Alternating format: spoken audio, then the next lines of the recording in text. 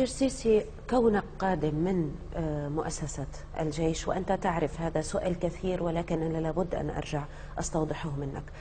هناك اليوم قناعة بأن المشير سيسي يعني القوات المسلحة، وحقيقة هذا السؤال يعني خطر ببالي لأنك قلت أنه الجيش، أنا أحسب حساب أنه الجيش ينزل مرة ثالثة.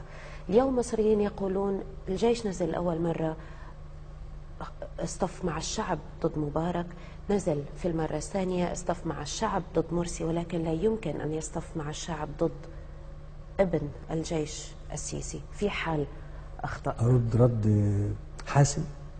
هو أنا هستنى الناس عشان يبقى فيه مرة ثالثة؟